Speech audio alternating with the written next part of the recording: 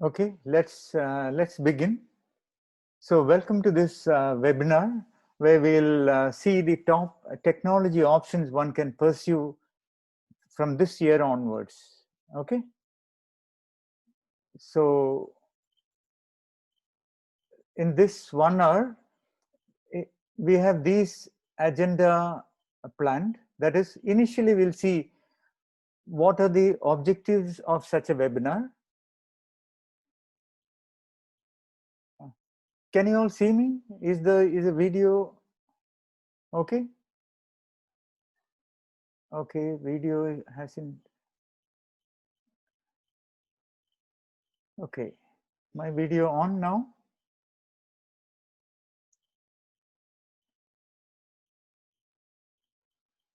Okay, perfect. So first, we'll spend few minutes on the objectives of this webinar, where we'll see why we are conducting such a webinar. Then we'll see what are the basic necessities a professional must have when he or she is entering the job market. And then we'll see what is cloud, and then we will move on to what is DevOps, and then machine learning, and then we'll see the future webinars that are going to come along similar lines, and then we will have 10 minutes of questions and answers. But please feel absolutely free to type in your questions in the chat window. We will address them as it comes, depending on the priority, and all the remaining questions will be addressed at the end of the session. Once again, welcome to this webinar. I have with me Gayatri S. Ajit and Abhijit VG. Both are highly experienced cloud architects with over 12 years of experience. They will also assist us in handling questions as it comes. I will be the main speaker during the entire webinar session. And I am Sri Prakash Neelakantan. I am a cloud architect as well, and I am one of the oldest technology consultant. I am 63 years old, and I still love technology and continue learning. I was the information technology head of KLM Airlines before I left and started my own company. I conduct trainings and technology consultations, and the core reason why we are conducting such a webinar is we get a lot of questions on the uh, the technical areas one must focus on, or what one must study, or what are the basics one must have before one is approaching the job market. So that is why we thought of conducting a webinar. Maybe we'll conduct such webinars, similar webinars, maybe once a month, so that we can help thousands of professionals wanting to have some clarity or some interaction. So you will get a possibility of asking questions and get your doubts clarified. Okay. So first, let's look at the objectives. So now, let me see if I can, yeah.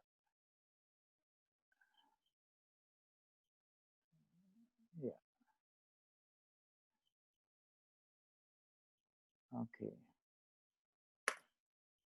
Okay. So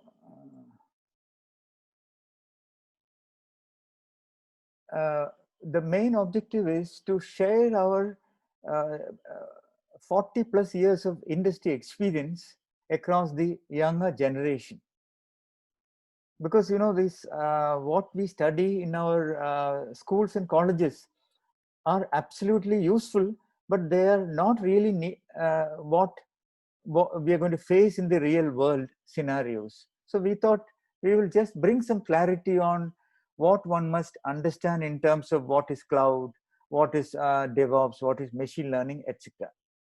Okay, so by the end of this webinar, you will surely know the essentials to work on and the meaning of the top three technical areas that one can pursue. And you may also get an idea, this is what I like and this is what I should pursue. Let's see how it goes. Okay. So now David Goggin is someone whom I admire and follow. So I'll put some of his quotes during the webinar because we need such incredible people to keep ourselves motivated. Okay. He has also written a book called You Can't Hurt Me, which is very popular. If you get a chance, you should definitely read. Okay.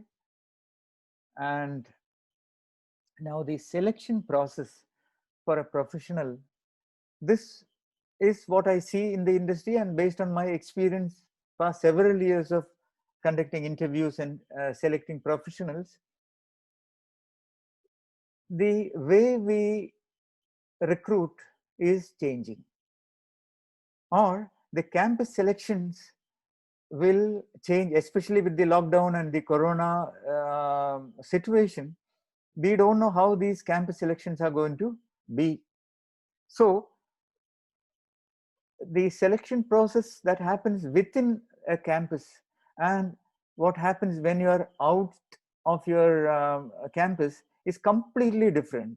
Within a campus, the companies that are coming, they know that you are focusing on your studies and your other campus activities.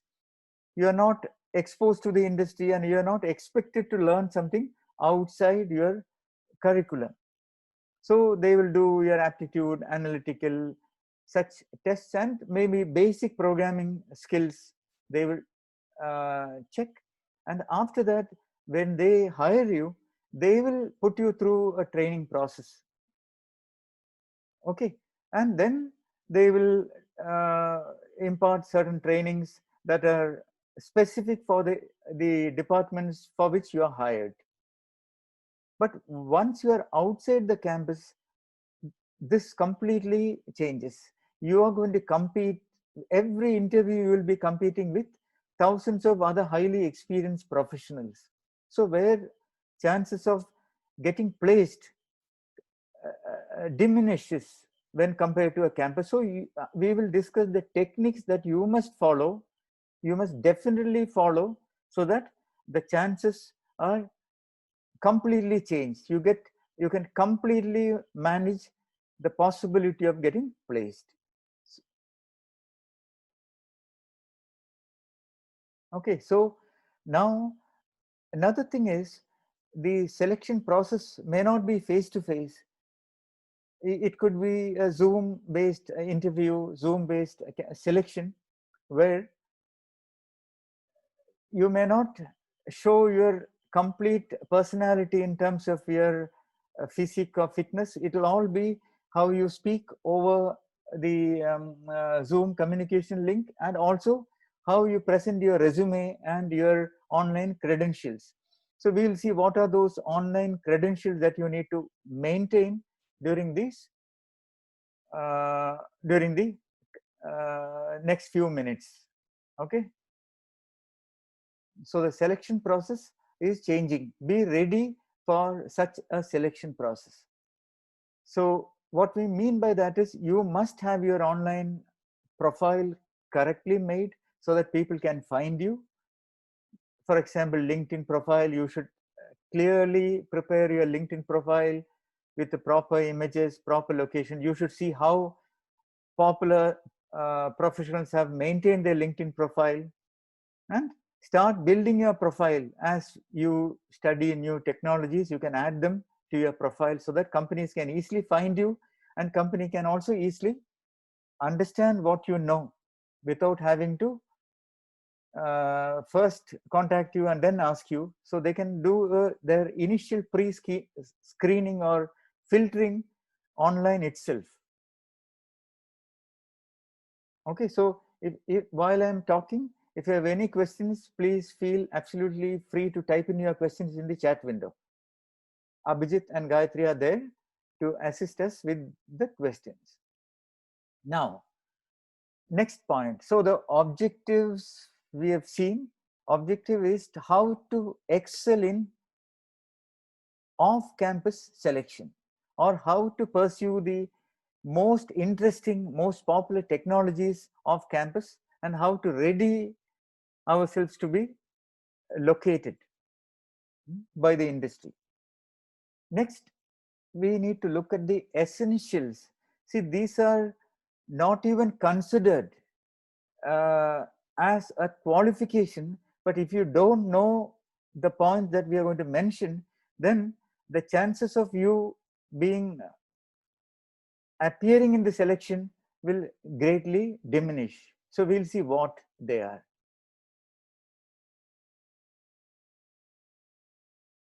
You know what this is? This logo, this is the logo of Linux. And from this year, Jan, 100% of the supercomputers use Linux. So there is no question of not knowing Linux really well. But what we find is students, when they come out of the college, they are not comfortable with Linux. This is extremely important, and you should spend serious amount of regular systematic time to understand every aspect of how this operating system works. And there are some questions that I put. Can the internet exist without internet? Absolutely no. 96.3% of the top 1 million web servers are running Linux. Do you believe this? And remaining just under 4% is what Windows and others share.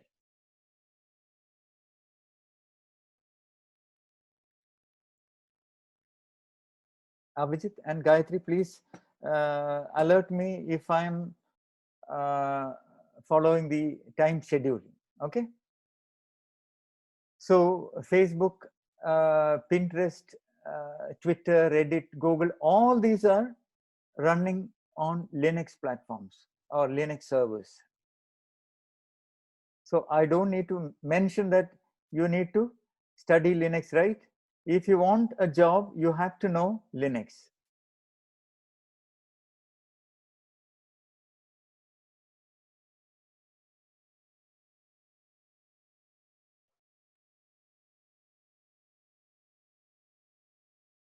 Okay. Gayatri and Abhijit, should I handle that question? Yeah, actually, that's a very good question. Why do they prefer Linux over other operating systems, especially since most of the people are comfortable with Windows and the Windows UI and mouse and so on. So that will be, I think, a good question to answer. So shall I answer? Yeah, definitely. Okay. See, now Linux started as an open source operating system. It is created by Linus Torvalds. So once it is open source, it before Linux in 95, 94, because I am working with Linux for last now 24 years. We had Unix, and the operating system was multitasking, and the way the operating system performed was unbelievably different. So only thing we could compare to answer this question is we had Windows 3.1 then. But Linux became so popular and open source, people could easily extend it. So the possibilities, number of drivers, number of add-ons, number of tools, and the web server from Apache, etc., became so popular, and the licensing and the cost involved in utilizing Windows completely offset the market presence. So by the year I think 98, 99, 2000, the Linux took over the hosting business, because initially we had dedicated servers based hosting, and Linux made um, hosting business extremely easy to set up, like multiple network interfaces was possible. It was very difficult then to have it in a Windows platform, etc., etc. So there are numerous reasons, but number one reason is it started as an open source and it is still an open source. So you know what is happening and you can extend. So all the intelligent developers around the world started contributing to Linux. Okay, so let's continue. So see, so there is no question to be asked, should I learn Linux or not? You should learn Linux very well. Then Windows, of course, you should also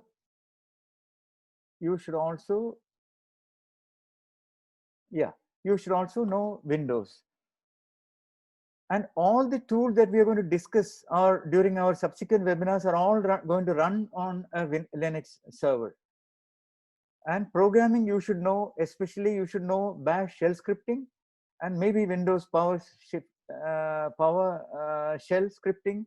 But Python and PHP are also very good thing to know. And when I say things to know, you can always adopt the 80-20 principle. What is that? That is, to know 80% of something, you only need to know 20% of it. So Python, actually, you can any professional who is coming out of the college can learn Python in a matter of 1 or 2 hours. So you can spend 2 days to learn Python, you can spend 2 or 3 days to learn PHP, so that you can claim that you know. But you can't say, I don't know Python or I don't know PHP in an interview. And of course, you need to know how to install web servers and how web servers work, and clearly, well, what is HTTP protocol, and of course, HTML, CSS, and JavaScript. So these are basics which you need to spend few days to understand. That is just 20% of these things you should have done, you should have studied and experimented with. Then the SSH shell access, that is how we access a remote server, and then Windows remote desktop. And of course, database. When I say database, MySQL database is one of the most popular database you must study, and also NoSQL database. Some NoSQL database like MongoDB or something you must study. So this here in this slide, I have put the essentials that you must add when you're outside your campus looking for placement. But these are not going to get you placed, but these are the foundations to prepare you to get placed. So, okay to proceed? Good. So now let's look at the next slide. So when you attend an interview, you have to ensure that from your side, be 100% prepared. What I see when we conduct interviews is students just pass out of the college. They have their excellent educational background, their mark list and nicely formatted resume, but that is it. They spend months and months searching for jobs, but they are not adding something to their knowledge. This field is expecting you to have passion for technology, so you should continue your studies. So study in IT field, study never ends, because technology is constantly changing. New things are coming up now, quantum computers are coming, and you should explore new things to study and continue your studies. And online you get hundreds of very nice tutorials for you to pursue your journey. So be ready for your interview. So now what I want to tell you is there are no shortcuts to any place worth going. So if you want to be placed well in a very good organization, you have to work hard for it. And the advantage during these lockdown period or coming months and years is foreign companies or big companies are hiring professionals from any part of the world. So the other restrictions, visa, etc., are all going out of the window. You can work from home to any big company. Okay, now another thing is, through discipline you get freedom. So if you want to get a job which you like and which you enjoy, you have to really work hard for it. Okay, so now I have a question. We are getting into our topic, that is the cloud. Okay, so far we covered the objective of this webinar. Then we saw the basic essentials or bare necessities a professional must have. Now we'll see what is cloud. Now, typically we know, or we have studied in schools and colleges, that a computer comprises of hardware and software. Okay, so, and we understand hardware as something physical, which you can touch and feel and see, and software is something invisible that runs behind the scene, that runs inside the computer. Correct? And then say last, say 20-25 years, another technology became popular, that is called virtualization. Okay, now virtualization, I hope some of you may have seen, virtualization lets you run multiple operating systems side by side on top of your computer. So if you have a Windows laptop, virtualization technology will allow you to run a Linux, one or more Linux computers, just like a complete Linux computer on top of your Windows machine. This is called virtual machines. Now, virtual machine became extremely popular. Okay, so now from the year, I think 2005, 2006, after the internet's popularity, Amazon started a cloud-based service called Amazon Web Services. And what happened then is, from that time onwards, the need to buy hardware or need to provision hardware in your company has started diminishing, and hardware also has become software. How does that happen? Normally, if you want a computer, what do we do? If you want a server, see, you need an 8-core server with some 32 GB memory and maybe 1 terabyte disk space. What do? We place an order for a computer, then someone comes, installs with UPS and air conditioning, all those things in a computer room, they will install the server. But that is no longer happening in the industry. If you want a computer, all that you need is, you will define a variable. Okay, you will, screen sharing is paused.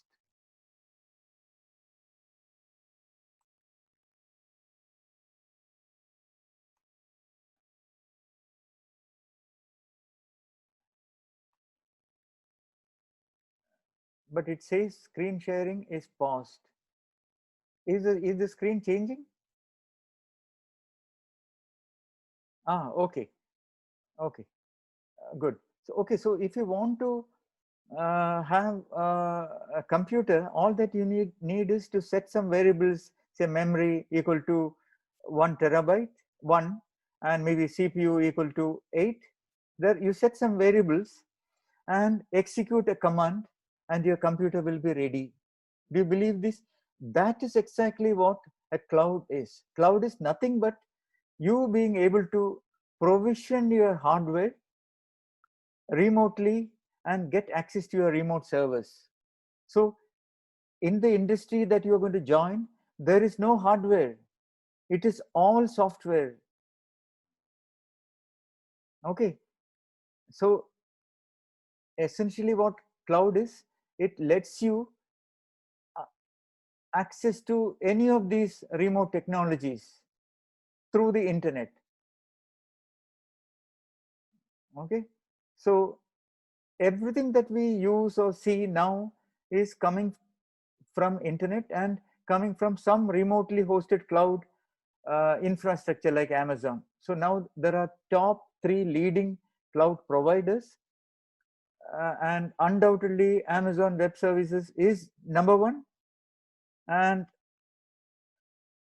Microsoft Azure is there, it's catching up, and somewhere down Google Cloud Platform are there. These are the 3 leading cloud providers, and they all three have free account creation possibility. So every one of you must sign up for a free account with them.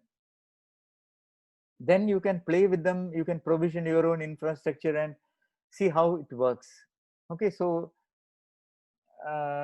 you must have your own cloud account.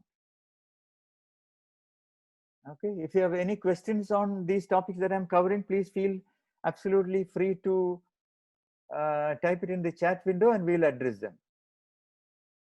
So now cloud means huge opportunities. Can anyone guess what are the opportunities when compared to traditional on-site hardware or bare metal hardware?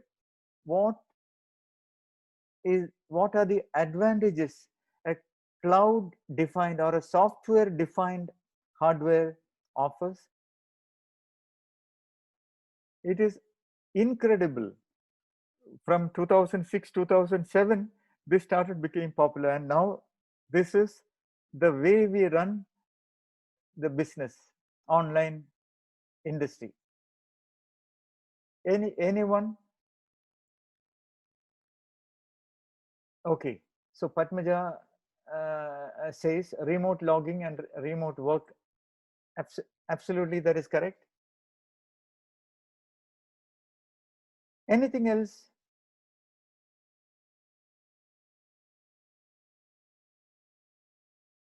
See, now let me give you a clue. If a traditional hardware is ordered, or in your office you have a server, Sanya says access any data from anywhere. Okay, let's see. So cloud is, Padmaja says cloud is cost effective. We will see. Now let's take the situation. Let's imagine you have a project that is coming up and the organization is asking you to estimate the cost involved and asking you to order the hardware. What do? How can you ever predict the memory requirement or the space requirement or the CPU? You need to have a wild guess and place the order, and these orders of big servers could take months. So maybe after 2 months or 3 months you get the delivery of your servers and the network, and the engineers come and install. Because I was doing this during the early 70s 80s. Okay, I was the customer support engineer. So, and when you run your software, what happens in case you find that it is not running well, the performance is not okay? What happens? You need to make changes to your order, you need to add more hardware. Or what happens if you have over provisioned? You will need to spend that much extra money for those investments, right? Then cloud, all these have gone out of the window. Cloud, you can provision your hardware in no time, try out your software, and if you find that it's not enough, add more memory or more CPU, more space, and if it is too much, you can reduce. So like Padmaja mentioned, it made the cost effectiveness a possibility, and it also allows you to make fine tuning of your expenses. Okay, that is one thing. Anything else? Okay, so we have 20 minutes now. Cloud also made another very important thing possible. It made the auto scaling possible. Now during Christmas season or during Onam or during holiday season, Diwali season, the sale or the traffic to your website could be phenomenally different from your normal days. So you will need extra servers. So cloud can allow you to scale up or scale down or scale out or scale in your hardware.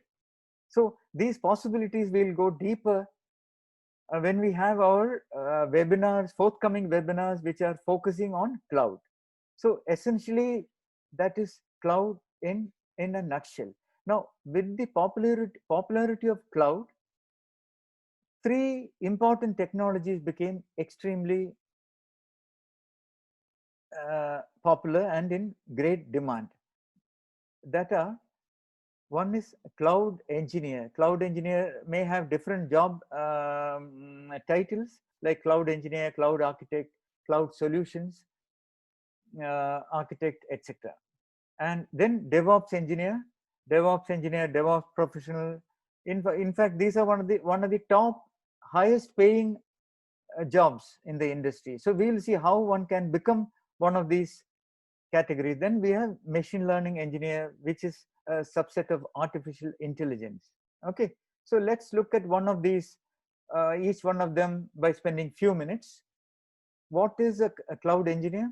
Cloud engineer is someone who is responsible for provisioning your infrastructure or your hardware infrastructure on cloud in a cost-effective, efficient manner.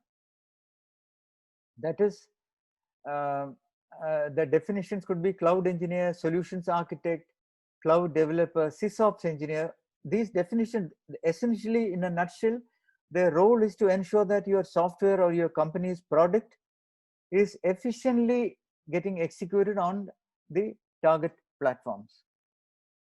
When I say efficiently, it can also be split into a few things. One is the quality of your infrastructure should be excellent.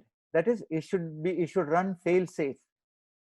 Next is speed. It should be optimally performing. Next is efficiency. Efficiencies in terms of cost, it should be efficient. And of course, the goal is to keep the cost of your infrastructure as low as possible. And here the efficiency also would mean auto scaling, so that during peak traffic times and seasons, you ensure that you provision using auto scaling, and during low traffic or off season, you keep the infrastructure tiny. So now let's see how to be a cloud engineer. You of course will need to know Linux really well. When I say know Linux well, you should know how to install an operating system. You should know, when I say Linux operating system, there are two flavors. One is Debian and then Red Hat and Debian. And you should have accounts with cloud providers. They offer free account: Amazon Web Services, Azure, and Google Cloud Platform. And they also have certifications which you can get certified, like how I have my Amazon certification. You can also get your certification. Then you should also have some idea about the popular DevOps tools and some programming language, and then APIs. And now, importantly, you should have passion to explore the servers and interconnecting servers, etc., and courage, experience, and confidence. And the experience will build your confidence over time. Okay, next we will see who is a DevOps engineer. And DevOps is a culture that we implement in an organization. Now, what is a DevOps engineer?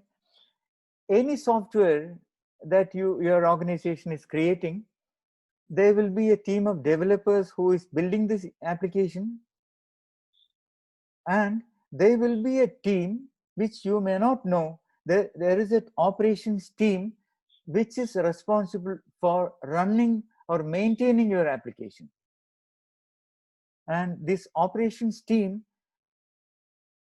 is the one that is ensuring that the application is running with 100% uptime, with expected user performance, and they are the ones that are facing the end user. So if there is any bug, if there is any problem, operations team are the ones who will get notified, and then they pass it on to the development team. But now, of late, say last 7 to 8 years, if you look back, a terminology called DevOps became popular, and DevOps engineers are in great demand. In fact, this is one of the highest paying job market. Okay, now this is all about automating the development and operations. So we are planning a DevOps webinar on this month 20th, where we'll go deeper into DevOps and understand what it takes, or what is DevOps, with some demonstrations planned. Okay, so how to be a DevOps engineer? You must have a full stack development experience. That is, you should know, in addition to Java or C programming language that you have studied in your campus, you should know how to build a complete application. That is, the front end with a nice user interface, the back end, the logic, the database. If it's a mobile application, you should have an idea how a mobile application is built. Little bit, like here again, you can use your 80-20 principle. Just study 20% of what it needs, try out some sample applications, and see what it takes to run an application. Because the reason why this is expected from a DevOps engineer is, DevOps engineers are automating software developers development cycle. So unless you know what or how they are building a software, it becomes difficult for you to automate it. So in order to have that understanding, you must have full stack knowledge. Okay, then in addition, like we saw in cloud, you must definitely know Linux. You should also understand what is a Git version control, which again is an open source tool which is bought by Microsoft now. GitHub, you can sign up, you must sign up for a free account with GitHub. And then there are tools like Jenkins, Docker, Kubernetes, and some programming language and API. These are the tools. So when we have our DevOps webinar, we'll touch upon these topics in little more depth.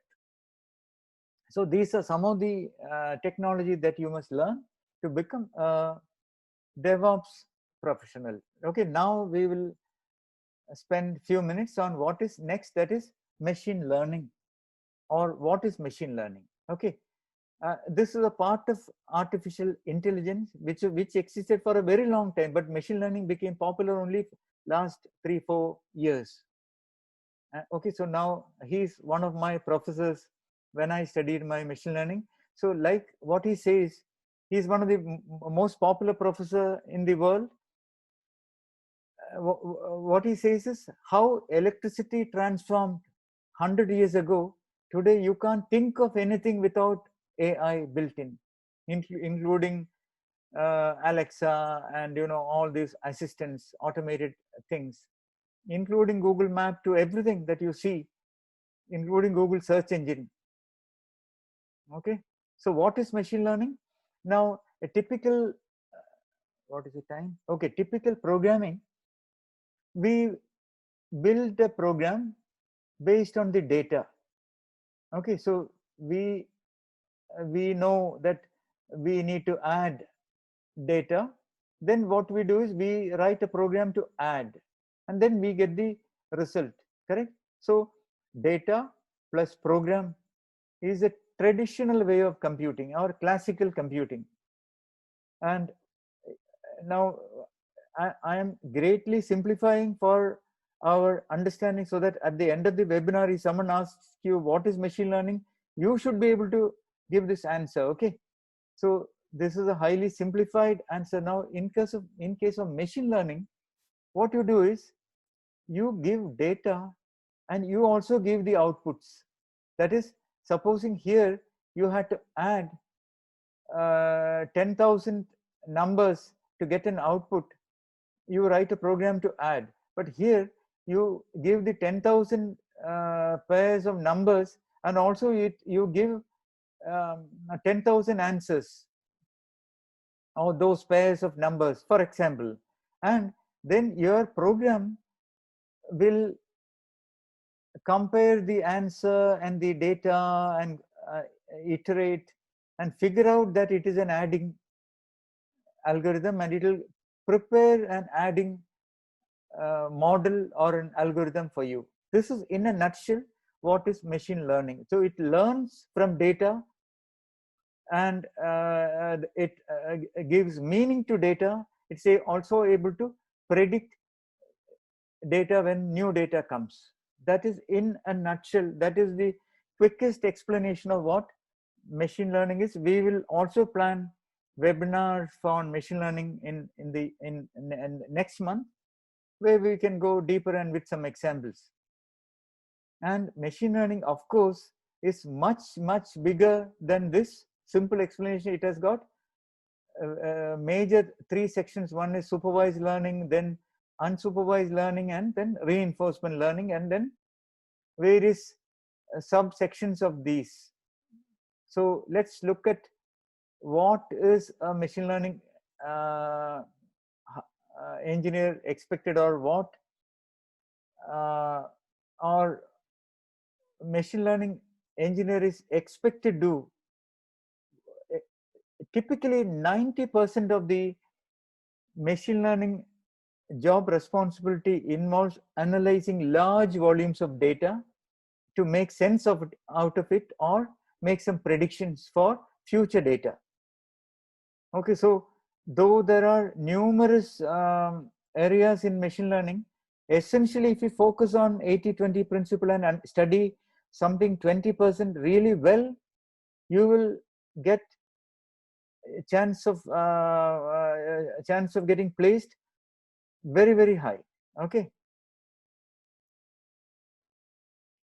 so how to become a machine learning engineer? Required skills, of course, Linux, Python, and linear algebra. Now when you say linear algebra, no need to get scared. If you just spend using Khan Academy, YouTube, online videos, you can study the required linear algebra in a month's time. Also statistics, again, very nice free online tutorials are there.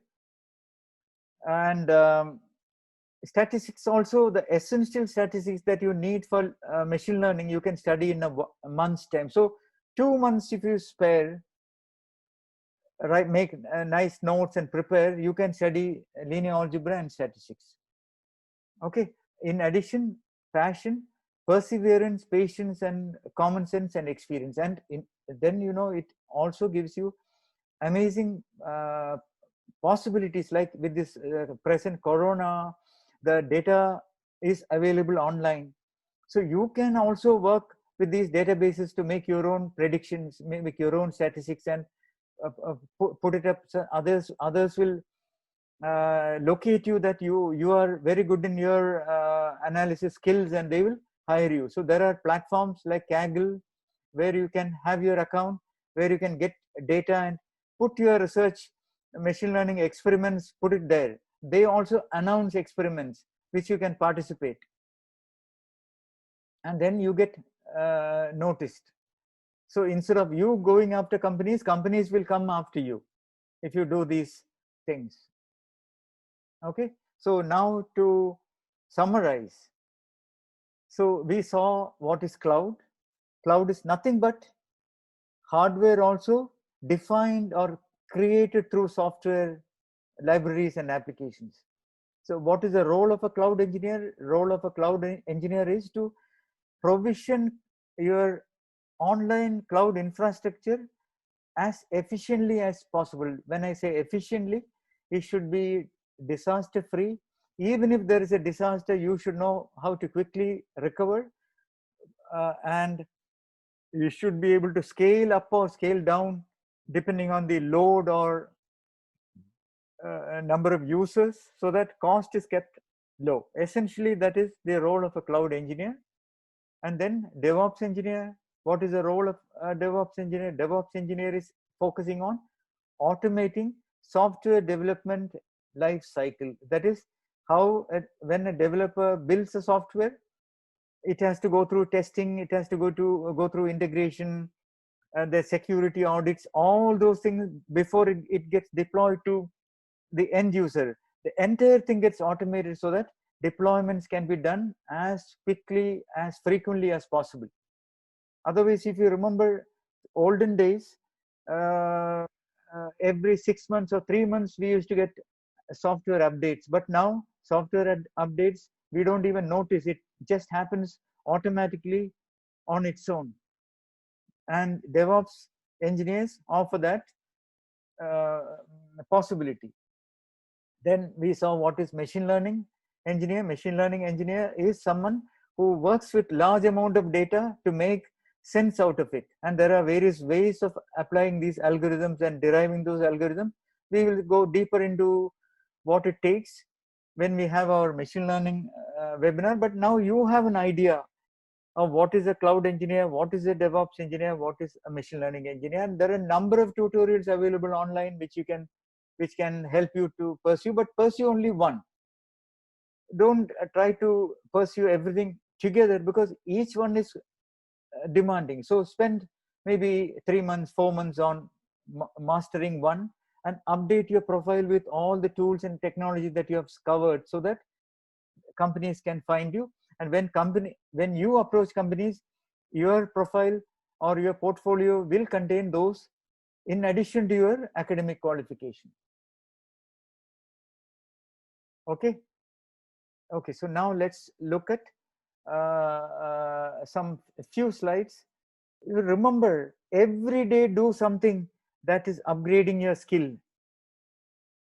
Okay, and stop making excuses, because stop being a victim. Oh, my campus is not good, or companies didn't come, or because of corona no one, I missed the campus placement opportunity. You are responsible. You have to ensure that you keep yourself sharp. Okay, now our future webinars. This link that you see here, sri.cc/webinars.html, where we will list all our webinars. Like I said, 20th June, we will have a DevOps engineer webinar where we will talk little more in depth into DevOps, but I want to keep these webinars 1 hour duration so that we don't lock your time or our time too much. We just stay focused and talk about what is extremely important for you to understand. Okay, so we'll have 20th June webinar, which you can sign up even now. It is open. And then on 30th June, we will have a cloud engineer webinar. And then next month, we will have a machine learning webinar. And then after covering these 3 top webinars, we go deeper into each of these technologies like Docker, Kubernetes, Ansible, etc., where Gayatri and Abhijit, who are with us now, they will walk you through the actual exercises and demonstrations of these technologies. Okay, but definitely you don't need to wait for our webinars. You can always find online tutorials to explore on your own as well. And when we meet during our webinars, you can always ask clarify your doubts if you have any.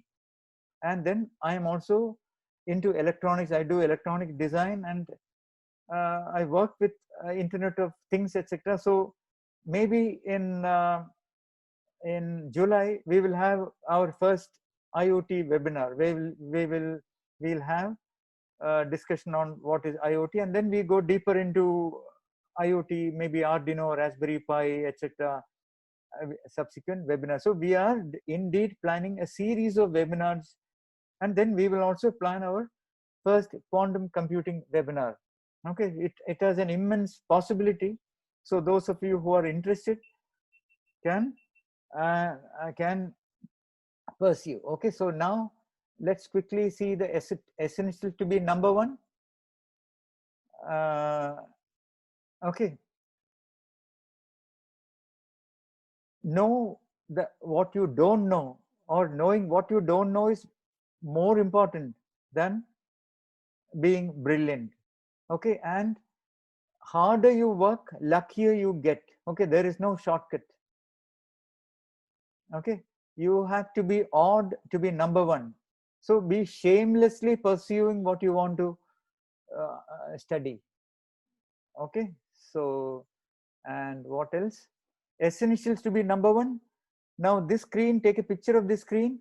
You must have a perfect LinkedIn profile and maximum connections. See, like I have a profile where I have over 30,000 connections. Gayatri and Abhijit, you can connect with us as well. And you should have a GitHub account where you will upload all your experiments. You should have a cloud account, and you should have experimented with these cloud providers. They're all free, and you should write your own articles. There are nice online blogging platforms like Medium, etc. Just write whatever experiment that you do.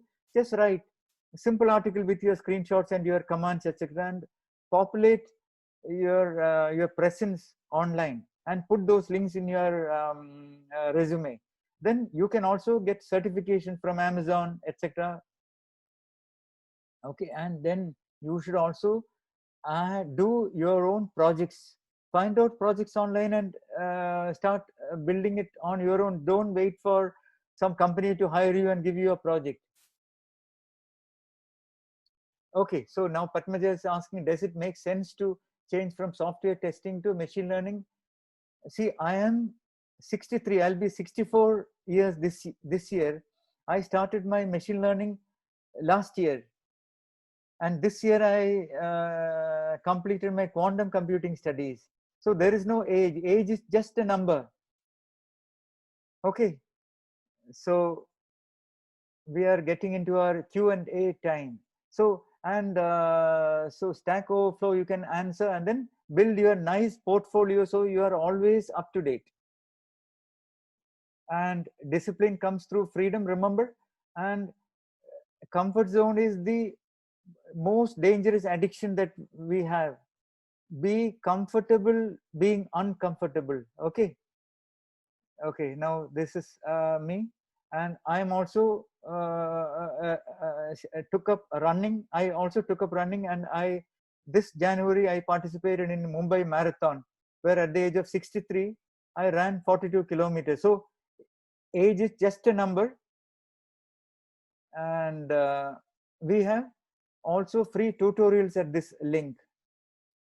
From time to time we will be uploading free tutorials where Gayatri and Abhijit are experimenting and updating these tutorials.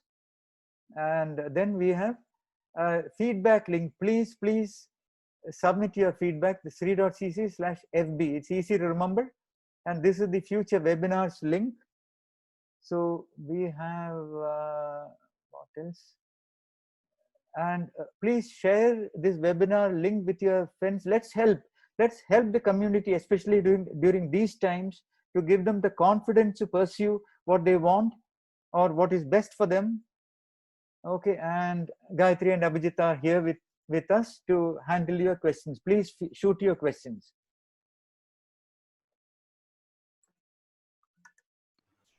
Yes, thank you, Sri. Welcome. Yeah, so if you have any question, please feel free to ask. We can definitely guide you.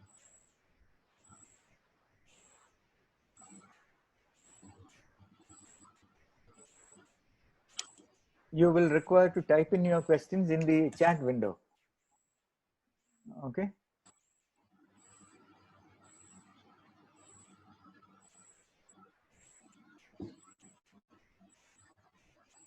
By the way, Gayatri also ran a full marathon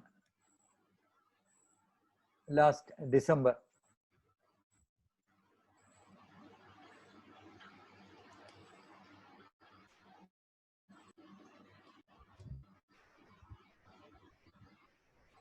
Anything to be clarified? Anything that you want to ask? Please feel free.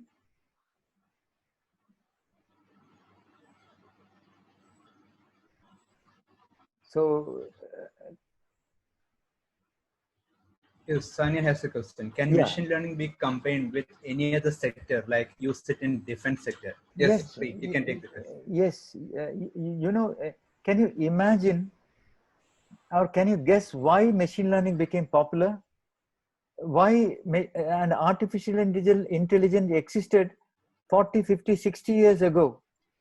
But why machine learning became popular, say, last few years? Because with the popularity of Facebook, WhatsApp, and online social media platforms, and the Amazon online shopping, etc., we have a huge amount of data available on the usage pattern, which was not there, existed before internet. Now, wherever there is data, machine learning is the only way to move forward. Wherever there is huge amount of data, so with the and especially now with IoT devices spread across cars and vehicles and mobile phones, etc., you are getting continuous stream of live data as well. So when you have historical data, when you have live data coming in, machine learning is applicable. So machine learning is applicable everywhere, be it defense, be it industries, be it government departments, etc. Srikanth. Yes, Srikant. Yeah. And Padmaja also is asking. Padmaja, I think this question Sri already answered. Like Sri is an example of for this one. Like there is no age limit on learning new technologies and new skill set, and he is one of the person that I have seen who is passionate about technologies. He can learn new technologies in like say 5 minutes, 10 minutes, and he'll be able to take you through those technologies and make you understand it. And such passion, if you have, there is no age limit. Okay. Now Srikanth is asking, when we Yeah. learn DevOps, we'll have only knowledge and don't have experience. Yes. How Very is good. the opportunities from companies Yeah. for only knowledge without experience? Yeah. Very good question, Srikanth. Yeah. You know what? This is what the problem that industry is facing. You don't get professionals having experience. So what we are working on, because there are online nice training tutorials and paid tutorials, but they don't give you the experience. So we are working on something where we can share our projects and get you that experience, and maybe experience certificate after working with us, some kind of an internship, etc. So we are planning. But the question is very relevant. But at least if you master these tools, at least the companies know that you know these tools. So we will address this question in coming weeks. You will get answer from us on this question: how can these professionals gain the required experience? Okay. Okay. Now Sanya is asking, if I want to pursue this particular sector, machine learning in different sector, which degree is suitable for masters? Okay. So see, now it is statistics. Number one is statistics. Number two is linear algebra. But linear algebra, what happens is, most of the machine learning libraries, they incorporate the linear algebra functions in it. So you don't really need to redo those functions yourself.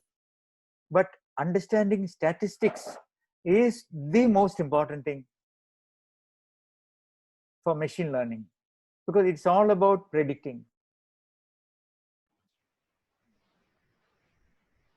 Okay, good. Now, let me revisit Padmaja's question once again. Like when I asked about age, I meant if companies will hesitate to hire 40-year-old because they have abundant supply of freshers. I think Sri will be able to answer this from his experience. Yes. You know what?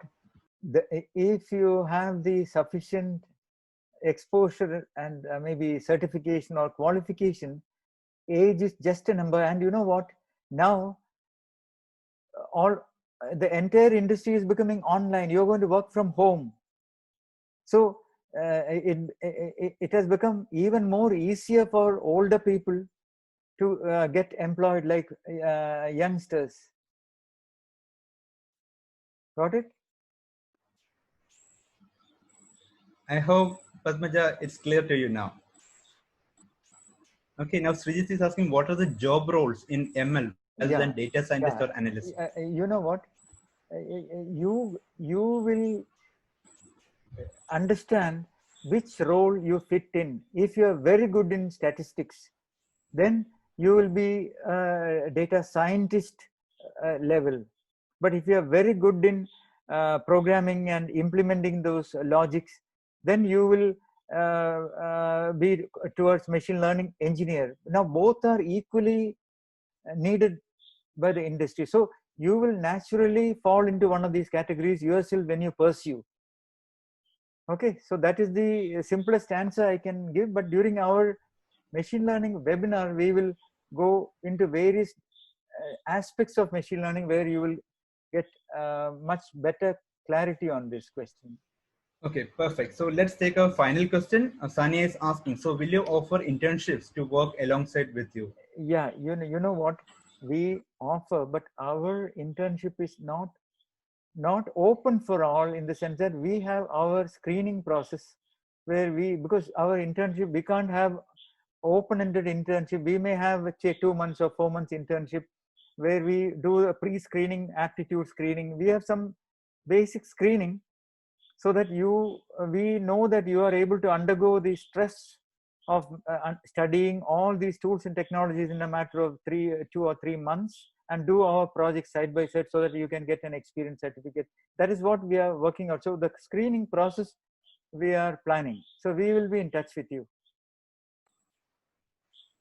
Yes, I think that's it. So that is it. Our time is about to be finished. Okay, so thank you all for your participation and questions, and hope this was useful to you. And do definitely join or sign up now itself for the upcoming webinars. The link is already there, sri.cc/webinars.html, and our feedback link is sri.cc/fb.